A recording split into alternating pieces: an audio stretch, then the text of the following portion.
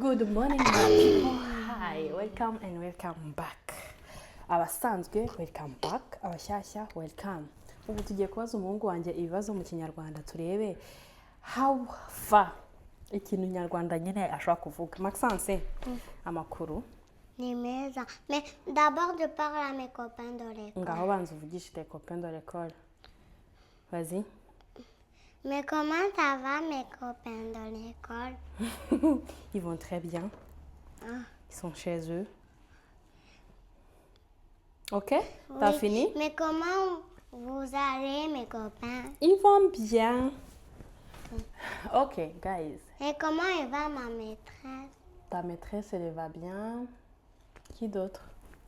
Après, mes autres copains, ils sont chez eux. Ils sont chez eux. Oui. Ok. On va faire notre vidéo Oui? en Kinyarwanda. Oui. Je vais te poser des questions. Regarde maman. Sinon, j'étais à la télé. Je vais te poser des questions. Et toi, tu vas me répondre en Kinyarwanda. Oui. Ok? Oui.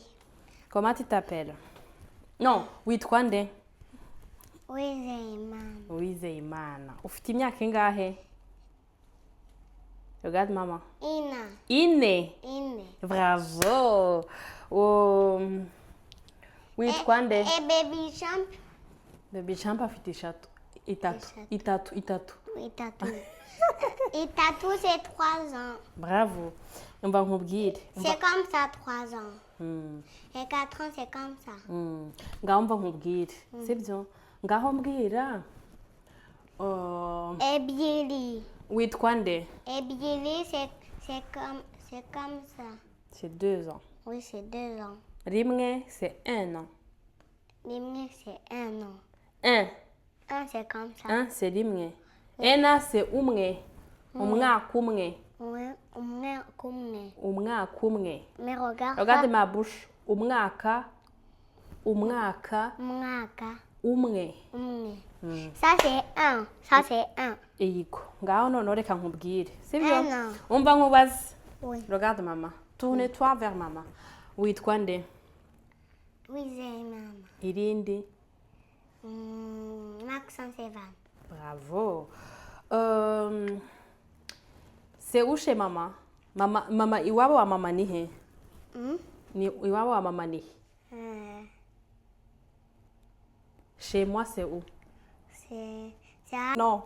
Umva nkubaze. Mbwira. Kumbuza icyo mubaza. Ukunda irihe bara? Ukunda kurya iki? Isosi. Isosi. Ukunda kunywa iki? Reba hano. Amazi. Amazi. Okay.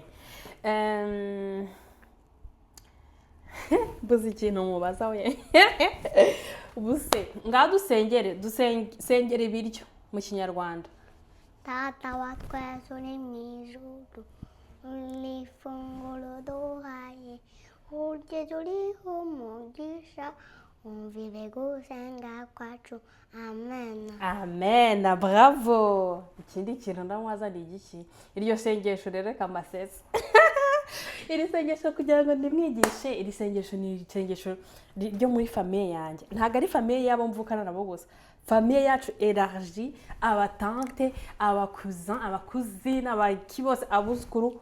Let me tell you, even the generations zabanje, iryo ni isengesho batwigishaga ryo gusengera ibiryo. Ibiryo.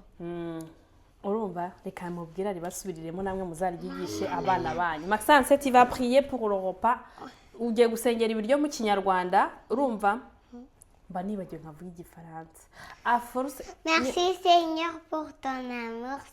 Ça c'est pour Loli. Ngaho senga. Reka basengere no mu Gifaransa nose mbigenze.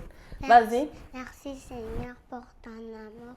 Merci pour la maison et Loli et la famille et la télé et la radio et tout ce qu'on veut. Amen. Amen. Akabyare. Umva nkubwire. En Kinyarwanda, data wa twese uri mu ijuru, uri ifunguro duhaye, urye turiho umugisha, umvire gusenga kwacu. Amen. Amen. muzaryigisha abana banyu. Ni isengesho ryo muri famiye yanjye ariko nawe ryaba ryo muri famiye yawe ubishatse, kugira ngo nibuke kuri mwigisha byagenze gute. Hari umwana wa mubyara wanjye, okay, ni umuhungu wanjye, my son. Ese we mufite abahungu bakuru cyangwa mwe mufite abana gusa? Njye mfite abana bakuru, mfite mwibaze ko ndi na nyogokuru. Mama, but that's not the topic. Mama, mon papa il est là-bas. Ils chantent en Kinyarwanda. Sogokuru aba he? À Kigali. I Kigali. Nyogokuru aba he? Kigali. I Kigali. Senge na marume baba he? À Kigali. A Kigali.